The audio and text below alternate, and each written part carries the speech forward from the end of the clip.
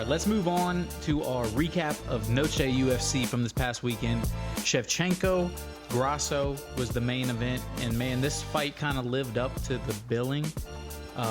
Great back and forth fight. Honestly, one of the best women's title fights of all time, I think, just for the back and forth. Almost ended kind of the same way. It was a fight where Shevchenko was maybe questionably winning the fight. Yeah. Grasso takes advantage of a Shevchenko mistake, grabs her back. First time, got the neck crank. This time, she almost got it again. Yeah, it just Shevchenko wasn't nearly as survived. clean this time. Otherwise, she would have. But what a fight. Ended in a draw. So Grasso kept her belt. It was a controversial draw. I think the judging was a little wonky. Who was the judge? Right. So, arguably, it came down to the 5th round, where if Grasso won the fight, won the round 10-9, it would have given the split decision win to Shevchenko. Shevchenko, correct. Mike Bell scored the 5th round 10-8. Which there's no way that's a 10-8 round. No, Shevchenko was winning the 5th round for Both had 4 minutes through and through. Maybe 3.5 minutes, and then Grasso, Grasso kind of dominated the last minute, but it's definitely not worth a 10-8 scoring. I actually had the fight 48-47 Grasso, so I'm happy she kept the belt, but I don't like the judging was definitely questionable. Look, I don't think anybody would argue that Grasso won the fight, that Shevchenko won the fight. If there's no 10-8 5th round, I don't think there's any controversy. If it's 10-9, because it could have gone either way. right, and if it's 10-9 and they still score it for Grasso, I don't think you have fans up in arms like you do now. I don't think you have people like Bisping coming out right and saying, no, it wasn't a 10-8. That was ridiculous. You don't have people like Bilal Muhammad coming out and saying, no, absolutely, that's not a 10-8.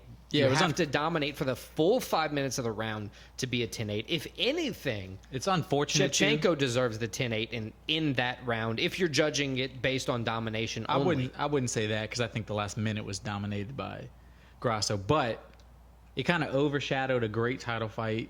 The judging, that's all anybody's talking about now. I think we're kind of losing the fact that both these chicks had a lot of success against each other. It was very exciting. I wouldn't be opposed to them running it back a third time now, especially after a controversial draw. I know Dana White said he didn't know about it. They're kind of thinking maybe Grasso fights Blanchfield, maybe? Blanchfield. Man, or the puberty, you heard that? Or the French fighter, what's the Foureau?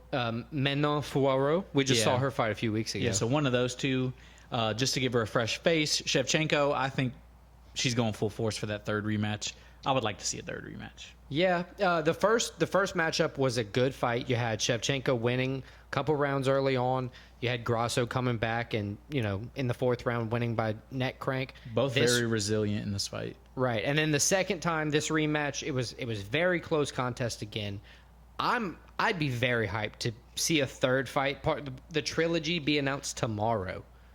I agree, but the only thing is, the problem with that, Shevchenko comes out and wins, then it's 1 win apiece with a draw. And right, and then you're in the Brandon Moreno, David Figueiredo. Davis Figueiredo. We got to do a 4th one now. And it's like, all right. So we're only fighting each other for 5 years. Yeah, I agree. Maybe give it to Blanchfield. Maybe give it to Poirot. We'll see what comes out. But definitely, Grasso's not going down without a fight. I think she proved that out here. Yeah, it was honestly, controversy aside, it was an impressive performance from Grasso. She kind of shut the naysayers up that say it was kind of a fluke win the first time out, because she proved at the very least that she's as good as Valentina Shevchenko. Right.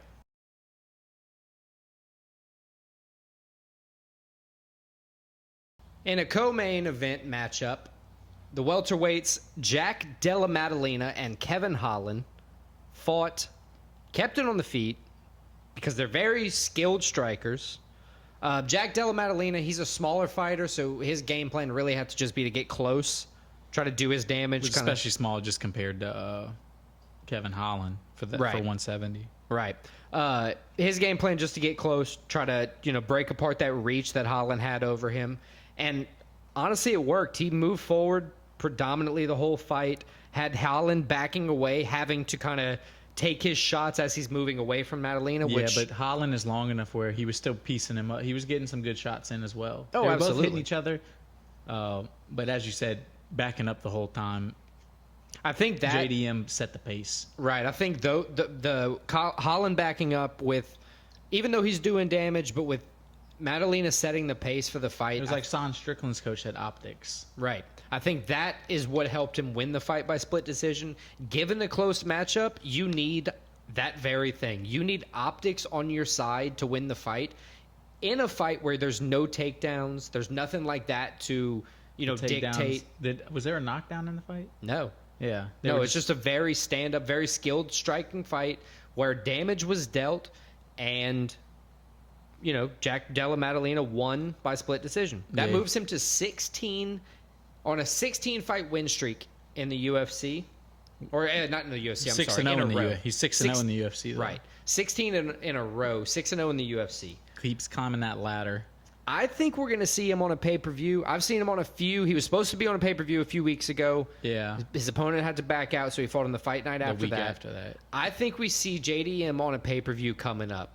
He didn't take a lot of damage here. I think he can take some time off. I think he wants to fight again in 2023, so maybe that December card. What do you think? Yeah, he has an exciting style. I think a lot of people like him. And definitely not one to sleep on, being 16 wins in a row. I mean, exactly. I'm all for it. I know it would have been nice to have him in Abu Dhabi in a couple of weeks, but I think that's too soon. Right. I think maybe the November card in New York, or like you said, the December card, wherever that pay-per-view ends up being, probably Vegas. I would like to see him fight again this year. I think although he got hit in this fight, as we said, and they went back and forth, I think he didn't take a whole bunch of damage. Right. Where in a couple months he should be good to go. And then with Holland, I mean, I don't think Holland lost any stock in this loss. I was about to say the very thing. They pretty much, in my opinion, just swapped rankings. They were 14 and 15. I think they stay 14 and 15, just opposite names on the board. Holland's still going to shit talk. He's still going to have exciting knockouts. Big mouth Holland, you got to love him. Yeah, I don't think this changes really anything for him. No, I think the next opponent for JDM is just a higher ranked opponent than the next opponent for Holland. Yeah, I would agree with that. All right, so the next fight we're going to cover is the Wonder Kid himself, Raul Rosas Jr., Terrence Mitchell. Both guys came out swinging for no regard for their own health. No defense really in this fight. Big swings to start it off, and then eventually the 18-year-old Rosa Jr. caught Terrence Mitchell, and Terrence Mitchell... Dude, I'm not trying to be disrespectful. He flew across the cage. Yeah, it was crazy. I've never, I don't know if he was trying to dodge it while the punch was connecting with his face, but... Did not look good. Yeah, it was not a good look for a 33-year-old man fighting an 18-year-old. And he got him on the ground, Rosa Jr. We all know what he can do on the ground, and he just ground and pounded, won the fight. Good win for him. I don't think his game plan and fighting style would work against a higher quality opponent. No offense to Mitchell. But for the night, coming off his first loss, he couldn't ask for anything more. It was a good performance from him. Yeah, that moves him to 8-1 in his career. I mean, that's really helpful having a 2-1 in the UFC now. A rebound win like that, though. Because you never know how your first loss is going to fuck you, especially if you're 18 years old. Yeah, I mean, that's a kid. Arguably his brain's not fully developed, and his brain's definitely not. I was about to say, developed. keep fighting like this, and you're not going to have a fully developed brain. But look, you need a couple wins like that to get you on the right track, give you some momentum, and all props to Raul Rosas Jr., El Nino Problema, for coming out, Noche UFC, Mexican Independence Day, and winning it for, his culture. Yeah, he got the crowd going in the fight. It was a nice, nice rebound to see. At the end of the fight with him doing the old Ric Flair, woo! Yeah, even though he was speaking unintelligibly the entire time. After every sentence is, woo! Yeah, it was amazing. It got me going. It did. He might not know exactly what he's doing, but he's doing the right things right now. Yeah, it was similar to that Kanye West song, Friends in Paris. It gets the people going. Yeah. Moving on to a fight in the lightweight division, we have Daniel Zellhuber versus Christos Giagos. We saw this one here two different ways originally. I thought Zellhuber was going to, take this one with stride, and you thought Giagos was going to win. Yeah, I thought the experience would play a factor. Honestly, man, you were close in that first round. The experience looked like it was advantage the younger guy. It was weird. He seemed like the guy with more experience. He fought like the guy with more experience. I think Giagos is kind of known for unleashing those little furies and then capitalizing on those. And if you don't capitalize, right. I think screwed. One of the things that kind of shocked me from Zellhuber was how quickly he was able to regain his composure after completely getting rocked in the first round. Yeah, he got caught As you said, He kind of ran, then Did what found he the had to clinch. And look, in my opinion, do what you, like you just said, do what you got to do to win the fight. As long as it's legal, it's good. because after he survived that, it seemed like it was clear his advantage, and obviously ended with the second round finish. Was it anaconda choke? Yeah, an anaconda choke. He got Giagos to the panic attack because he rocked him. Right, he caught him with a counter. Panic Takedown. Panic shoot. Panic shoot. Yeah. Zell I knew Huber I had the right word. We countered him with a figured it out. right hook. Yeah, we'll get there eventually. We're on the short bus sometimes. It's all good.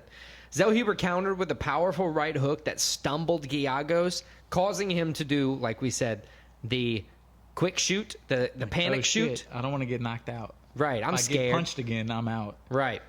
So Zell Huber countered again with better wrestling defense, locking in that anaconda choke, securing him another victory at just 24, you said? 24 years old? 24 years old. That moves into 2-1 in the UFC. He lost his first UFC fight. He's won 2 in a row since then. 14-1 overall. So he's a guy to look out for. You always like to see, as we said in Rosa Jr. before, a guy get his first loss and take it well and rebound. He's got his first loss 2 in a row now. He seems like he's rolling Zell Huber. So with Zell Huber in the lightweight division, we talk about this division often being one of the toughest divisions in the UFC to move forward in. Who would you like to see Daniel Zell Huber fight next? Is he ready for anything of a contention, or is he looking a couple more fight nights before he gets to go? No, I think he's a couple more fight nights. This division is so stacked, and he's so young. I think his that you don't only want to just shot, throw him in there. Maybe like the quick, biggest, a short notice, maybe UFC prelim pay-per-view card he might get on. maybe somebody like Patty Pimblett. Yeah. That'd be a good one for him, but I don't think Patty would fight him. Not right now. There'd have to be a change of trajectory for Maybe for our guy Pimblett. Kurt Hollyball. He could. That wouldn't be a bad matchup for each other. Another experience versus newcomer, but I think Kurt Hollyball in that case, kind of takes his fight. Think so too. Shout out. Either way, I think he's not at the rank level yet, just because of especially how deep this division is. And there's no reason to rush him when he's 24. You don't want to. Yeah, give him time to grow. Yeah, let him build. I like that. All right, so the fight that opened up the main card of UFC Noche, Fernando Padilla, the Mexican, taking on Kyle Nelson, the Canadian. This was a guy in Padilla making his second UFC fight, taking on a guy in his 8th UFC fight in Nelson. And although Nelson hasn't had the most success in the UFC, the experience showed it played a factor in this fight. Padilla rocked him early. Yeah, we were both kind of frustrated he didn't go harder for the finish when it happened. It's kind of annoying to me when, not even when you do it every once in a while. To me, Padilla is a maintenance fighter. But it's only his second UFC fight. Right. And he got a first-round TKO in his first fight. But just looking at him fight, he doesn't want to rush for it. If he has a game plan, he won't change it, which I guess that's a good thing. But I mean, it's worked for him so far. This was just a tough fight, and he just he didn't go for the finish. And once Nelson kind of recovered after that, it was over. He got stronger as the fight went on. Right. Padilla, it is his fifth loss overall. His first UFC loss, 1-1, but still never gotten finished. All 5 losses are decision losses. So that does seem to be his Achilles heel sometimes. He probably doesn't go for the finish hard enough. And when he doesn't do that, he typically loses. Right. I guess that's my argument. Not to say like he doesn't ever finish, because he did, finish his last fight out. 5 KOs, 8 subs. It's first round more, TKO in his first UFC fight. It's more what you just kind of alluded to. When he doesn't finish, he typically loses because he has the opportunity and either doesn't see it or just doesn't take it. I think we're judging him totally on one fight as well. Yeah. Kyle Nelson did fight a good fight here. He adjusted his game plan, which, props to him for at least, or props to his coach for telling him and him listening. He adjusted his game plan, moving to land more powerful shots while Padilla, focused on his original game plan, just using leg kicks and, power punches. 2 straight wins now for Nelson, too. I like it. After struggling in his UFC, to start his UFC career, 2 straight wins, moves to 3-4-1 overall. So only 32. He still got some time left. Yeah. Good win for him. Solid performance from him. Padilla, I think he'll be back. Just a minor setback. All right, and the last fight for Noche UFC we're going to cover is going to be Roman Kopylov versus Josh Fremd. Honestly, the main reason we covered this fight Or I guess the main two reasons are going to be that we really like Roman Kopylov and we really like Josh Fremd. Just two fighters that we saw on a card we couldn't not cover. And Kopylov dominated this fight. The first round, Fremd really tried to keep him at bay, used the leg kicks, did his best. But Fremd seems to be... just got better as the fight went on. Oh, yeah, not Fremd. I'm sorry. Kopylov seems to be a force in the 185-pound division. An impressive striker. Clean striker, precision striker. Yeah, he ended up taking Fremd out in the second round with a body shot. I never want to take a liver shot.